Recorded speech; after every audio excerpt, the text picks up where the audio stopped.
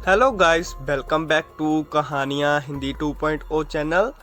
आज मैं आपको एक कहानी सुनाने जा रहा हूँ जिसका नाम है ब्राह्मण और सांप की कहानी। आप यदि हमारे चैनल पर नए हैं तो कृपया करके हमारे चैनल को सब्सक्राइब करें और हमारी इस कहानी के लिए एक लाइक ज़रूर करें। तो चलिए हम सब अपनी कहानी की ओर चलते हैं। एक बार की बात है, किसी नगर में हरिदत्त नामक का एक ब्राह्मण रहा करता था। उसके पास खेत थे, लेकिन उनमें ज़्यादा पैदावार नहीं होती थी। एक दिन हरिदत्त अपने खेत में एक पेड़ के नीचे सोया हुआ था।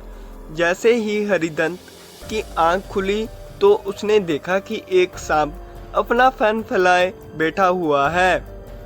ब्राह्मण को एहसास हुआ कि यह कोई साधारण सांप नहीं है, बल्कि कोई देवता है। ब्राह्मण ने निर्णय लिया कि वह आज से इस देवता की पूजा करेगा। हरिदत्त उठा और कहीं से जाकर दूध ले आया। उसने मिट्टी के बर्तन में सांप को दूध पिलाया। दूध पिलाते समय हरिदत्त ने सांप से क्षमा मांगते हुए कहा कि हे देव, मैं आज तक आपको साधारण सांप समझता रहा, मुझे माफ़ कर दीजिए।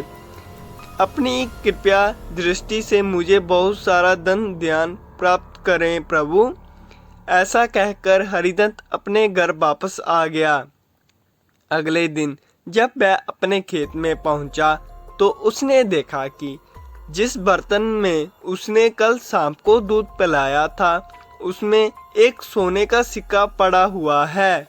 हरिदत्त ने वो सिक्का उठा लिया। अब हरिदत्त रोज सांप की पूजा करने लगा और सांप रोज उसे एक सोने का सिक्का देने लगा। कुछ दिनों बाद हरिदत्त को दूर किसी देश जाना पड़ा, तो उसने अपने बेटे से कहा कि तुम खेत में जाकर सांप देवता को दूध पिला आना। उसने अपने पिता की आज्ञा से बेटा खेत में गया और सांप के बर्तन में दूध रख आया। अगली सुबह जब वह सांप को दूध पिलाने गया तो उसने देखा कि वहाँ सोने का सिक्का रखा हुआ है।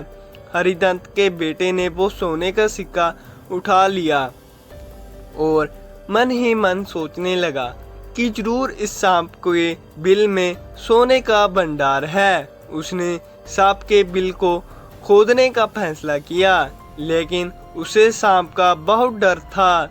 हरिदत्त के बेटे ने योजना बनाई कि जैसे ही सांप दूध पीने आएगा तो वह उसके सिर पर लाठी से वार करेगा, तो वह जिससे मर जाएगा।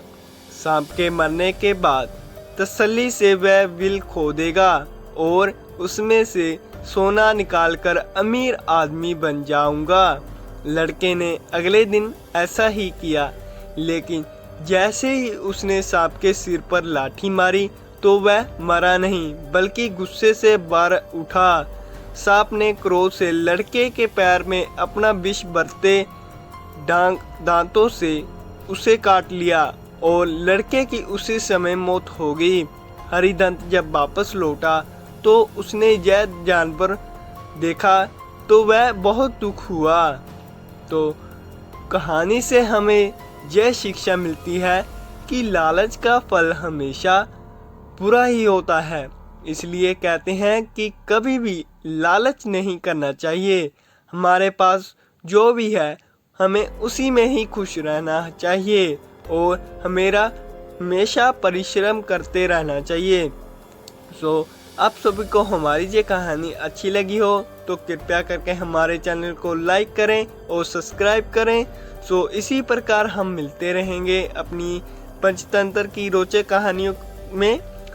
आप सबका धन्यवाद हमारी कहानी सुनने के लिए। तो मिलते हैं हम अपनी अगली नई कहानी में। धन्यवाद।